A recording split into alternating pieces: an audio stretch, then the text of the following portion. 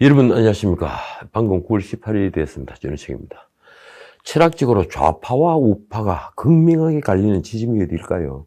저는 그 중에 하나로 좌파는 개인의 문제인 자유, 가족, 재산, 건강, 행복과 불행, 성공과 실패 이런 온갖 개인적 문제를 전체의 문제로 전복시킨 데 있다고 생각합니다. 좌파는 늘 전체를 내세웁니다. 카를 마르크스부터 김일성까지 사람이 문제다 이렇게 외치지만 그들이 말하는 사람은 존엄한 개인으로서의 사람이 아니라 전체의 부속품에 지나지 않는 무시해도 좋은 존재인 것입니다. 그리고 좌파는 권력을 가진 자신만은 전체보다 개인을 앞세우는 비겁함이 특질입니다. 오늘은 본론을 말씀드리기 전에 몇 가지 뉴스부터 짚어보겠습니다. 문 대통령 지지율이 전주보다 5% 내려서 36%로 하락했습니다. 부정평가는 57%입니다. 5%가 올랐습니다. 어제 발표한 갤럽 여론조사 결과입니다. 핵심 지지층인 40대도 지지율이 60%에서 52%로 하락했습니다. 성향별로는 긍정평가 이후로 여전히 코로나 대처가 34% 그리고 외교 국제관계가 10%인데 말하자면 지지층이 궁색한 답변을 한 것입니다. 반면 부정평가 원인으로는 부동산 정책이 30%, 경제 민생 문제가 11%였습니다. 가상 양자대결 조사도 나왔습니다. 여당의 이재명, 이낙연, 야당의 윤석열, 홍준표 이 네 분을 두고 가상 대결 조사를 한 결과입니다.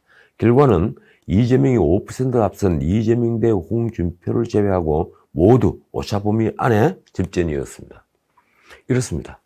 이재명 대 윤석열은 이재명 43%, 윤석열 42%.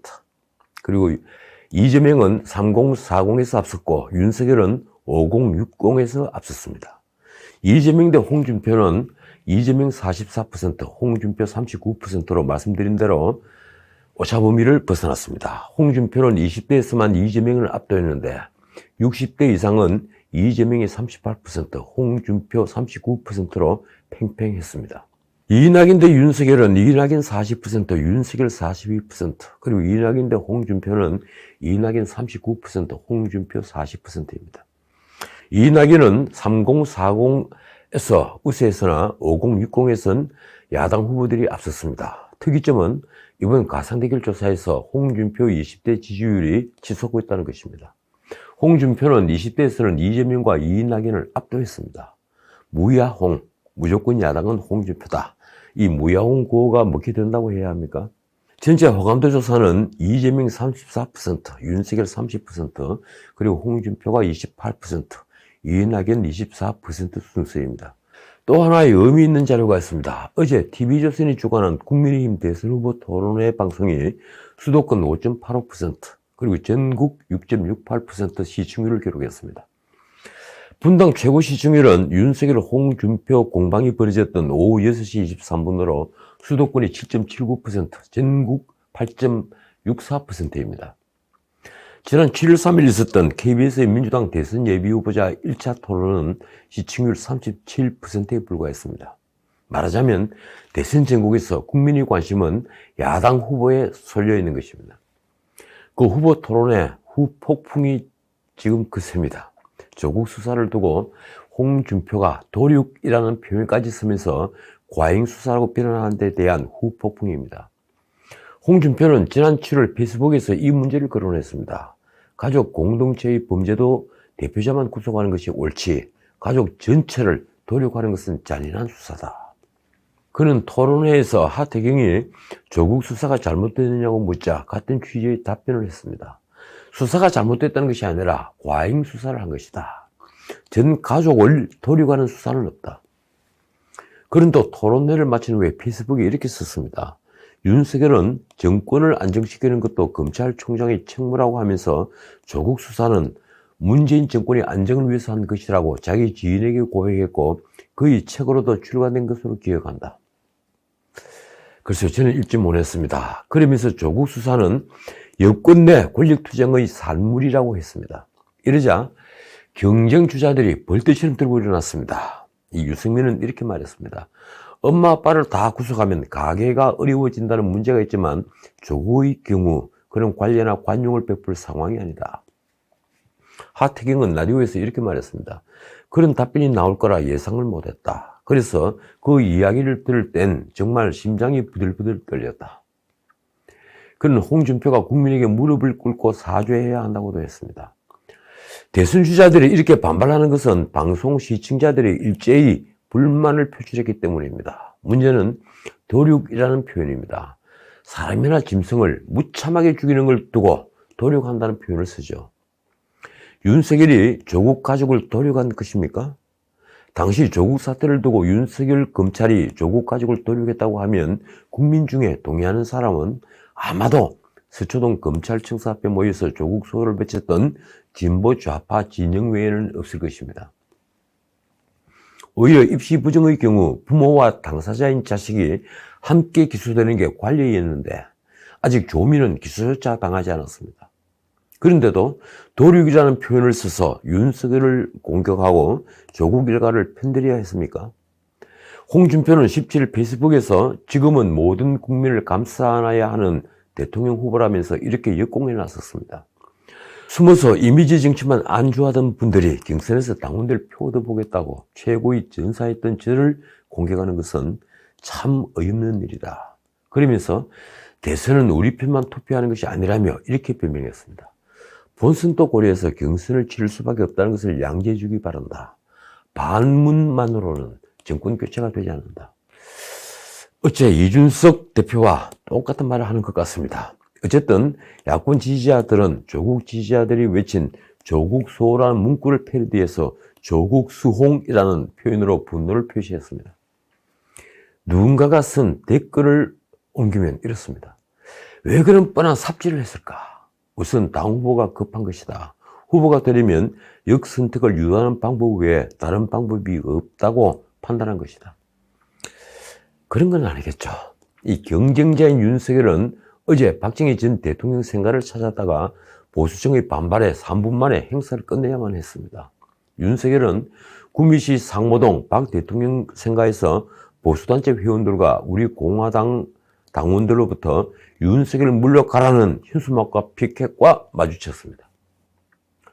이들이 주장은 이렇습니다. 박근혜 전 대통령을 감옥에 보낸 사람이 한마디 사과도 없이 이곳을 찾았다. 결국 윤석열은 경찰에 둘러싸여서 추모관에 도착해 간단히 참배만 한 채 서둘러 자리를 떠나야 했습니다. 그는 예정된 기자단 브리핑도 하지 못했습니다. 자, 다른 문제 짚겠습니다. 이 화천대유 특혜 의혹. 이 특혜 의혹이 게이트화하고 있습니다. 민주당 이낙연은 17일 대장지구 개발사업 관련 화천대유 특혜 의혹에 대해 이렇게 말했습니다. 상식적이지 않은 일들이 벌어지고 있다. 그 라디오에서 한 말이 이렇습니다. 당 지도부 나름의 입장이 있겠지만 언론이 가진 문제의식은 국민 일반의 문제의식을 반영하는 것이다. 국민이 의아해하고 있는 것은 사실이다. 국민의힘은 16일 이재명 지사 뜻다방 진상규명 태스크포스를 발족한 데 이어 17일 대장동 게이트라고 명명하며 수사를 촉구했습니다.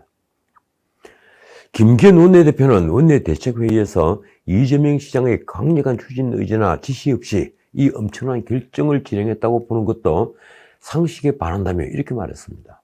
마침 이재명도 수사를 공개 의뢰한 만큼 검찰과 공수처는 지체 없이 수사에 나서야 한다. 그는 또 이렇게 여권을 성토했습니다. 이재명을 비롯한 관계자들을 국감 증인으로 신청했지만 민주당은 한 명도 받지 못한다며 거부하고 있다. 그러면서 이재명이 떳떳하다면 국감장에 증인으로 나와 증언하는 게 도리라고 말했습니다. 곤혹스러운 건 민주당입니다. 수천 배의 특혜를 본 게 드러났는데도 이재명이 수사하라며 강하게 반박하고 나오자 이러지도 못하고 저러지도 못하고 있는 것입니다.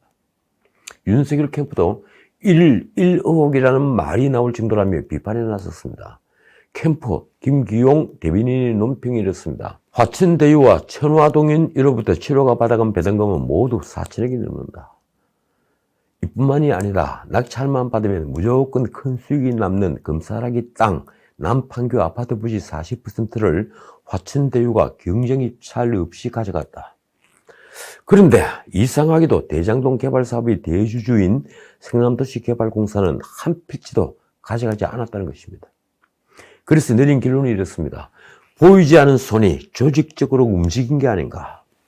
그는 배당금 4천억에 경쟁 없는 부진 낙찰로 2천억의 수익까지 모두 6천억이라는 어마어마한 돈을 화천대유 소유주와 그 지인들이 가져간 것인데도 이재명은 5천억 원 넘는 수익이 성남시에 들어간 모범사업이라고 항변한다고 지적했습니다.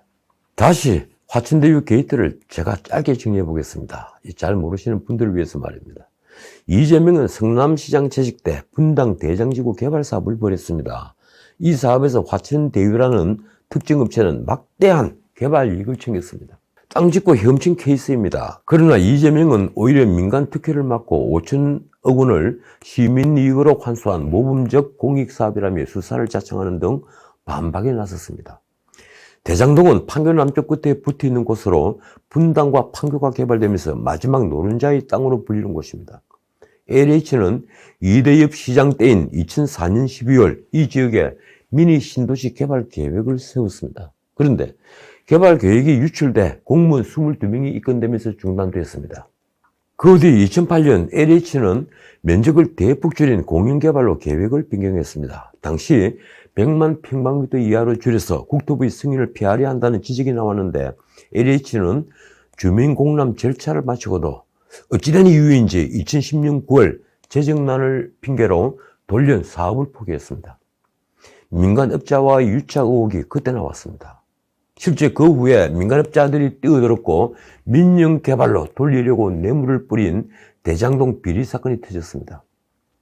결국 9명이 기소되어 형사처벌을 받았습니다. 그 뒤에 땅값이 다시 들썩이자 2015년 6월 이번엔 이재명이 나서서 이른바 결합개발이라는 계획을 발표했습니다. 개발에 따른 민간 이익을 최대한 줄이고 사업이익을 환수해서 신흥동 공단 공원화 사업에 투입하겠다는 계획이었습니다. 그럴듯한 명분입니다. 이런 결합개발을 위해 성남시는 성남도시개발공사를 통해 2015년 7월 성남의 뜰이라는 특이한 이름의 특수목적법인 SPC를 설립했습니다. 이 특수법인 성남의 뜰, 이 납입 자본금은 50억 원인데 우선주가 46억 5천만 5천 원, 그리고 보통주는 약 3억 5천만 원인 특이한 구조입니다. 우선주가 훨씬 많죠. 우선주는 성남도시개발공사가 53.76%를 보유하고 있고 하나은행, 국민은행, 기업은행 등이 주주입니다. 보통주는 전체 주식의 7%에 불과한데 SK증권 6%, 그리고 문제의 화천대유 자산관리라는 곳이 1%를 가지고 있습니다. 그런데 SK증권 지부는 화천대유를 100% 소유한 언론인 출신 김모와 그가 모집한 개인 투자자 6명으로 구성된 금전신탁입니다. 말하자면 보통주 7%는 화천대유의 김모가 사실상 장악하고 있는 것입니다. 문제는 불과 7% 지분을 가진 화천대유와 SK증권 신탁자가 4천억 원이 넘는 돈을 배당받은 것입니다. 계약 당시 우선주 주주였던 성남도시개발공사는 배당금 1,822억 원을 포함해 개발이익 5,503억 원을 보장받기로 했습니다. 그 다음 우선주주였던 하나은행 등은 사업인도별로 액면금액의 연 25%를 배당받고 보통주를 보유한 화천대유와 SK증권은 남은 금액 전액을 배당받는 구조였습니다. 불과 7%의 지분을 가지고 말입니다. 이런 이상한 계약을 성남도시개발공사는 계약을 체결한 2015년 당시에 부동산이 침체한 상황이어서 개발이익 환수 보장에 중점을 두었다고 변명하고 있습니다. 결국 화천대유는 부동산 시장 화랑으로 엄청난 수익을 거두게 됩니다. 고작 지분 7%를 가지고 있으면서 3년 동안 총 4,040억 원의 배당을 받은 것입니다. 자, 그런데 문제는 또 불거졌습니다. 권순일 전 대법관과 박영수 특검, 강찬호 전 수원지검장이 화천대유의 법률 자문 활동을 한 것으로 드러난 것입니다. 권순일이 누굽니까? 작년 7월 16일 이재명의 공직선거법상 허위사실 공표 혐의에 관한 대법원 전원 합의체 판결에서 무죄 취지의 다수 의견을 낸 분입니다.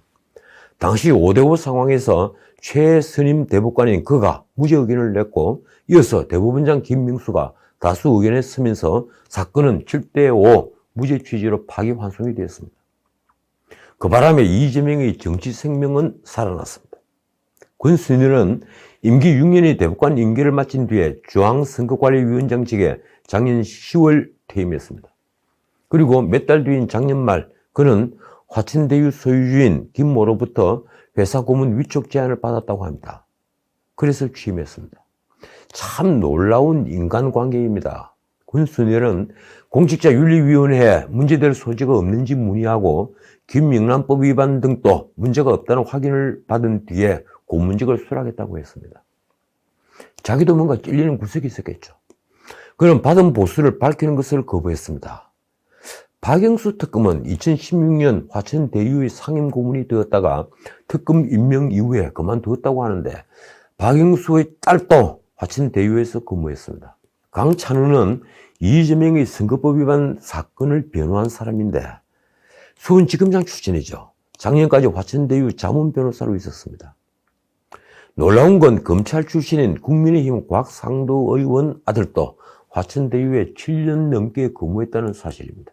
이게 과연 이재명의 말처럼 모범적 공익사업입니까? 아니면 언론의 시각처럼 특정 인허스거리 한탕 해먹는 와중에 들킨 엄청난 부패 사건일까요? 어쨌든 화천대유가 단돈 5천만 원을 투자하여 미증유의 수익을 거둔 것은 놀랄만한 일입니다. 기네스북 등재감이라고 할까요? 이걸 당시 부동산 시장이 침체되어 있었기 때문에 특혜라고 볼 수 없다는 주장은 국민을 바보로 이기는 말입니다. 17일 국민의힘 원내대표 김기현은 원내대책회의에서 이 사건을 이렇게 정의했습니다. 그 역시 울산시장이라는 인허가권을 가진 자치단체장을 지낸 사람이죠. 대장동 게이트는 권력을 교묘히 악용한 사람의 도움을 받아 시민들이 호주머니를 털어서 특정 개인이 천문학적인 이익을 실현시킨 악질 사건이다. 자, 오늘 여기까지입니다. 여권에서도 대장동 개발 의혹은 쟁점화되고 있습니다. 이낙연 캠프 선대위원장 서른은 16일 라디오에서 이재명을 겨냥해 이렇게 말했습니다. 대장동뿐 아니라 여러 가지가 있는데 지금 하나씩 나오고 있다. 그 뒤에 덧붙인 말이 이렇습니다. 능력 있는 사람이니까 도덕적으로 좀 문제가 있더라도 눈 감고 가자고 판단하고 대통령을 만들었던 MB는 감옥에 있다. 좀 비유를 하려면 자기 쪽 사람을 들죠. 왜 그랬습니까? 서른은 또 다른 라디오에서는 이렇게 말했습니다. 이재명이 100% 재수사하자고 얘기하는데 당연히 100% 수사해야 한다. 수사하면 다 드러나게 될 것이다. 제가 제 책 진실의 책들에 쓴 말이 있습니다. 영문이 안전하다는 것을 알고서도 뇌물을 거절하는 자는 없다. 그리고 또 하나의 진실이 있습니다. 영문이 감춰지는 뇌물은 없다. 저 역시 묻겠습니다. 언론인 출신이 느닷없이 이런 큰 시행사업을 한다는 것은 제가 알기로는 없습니다. 난센스입니다.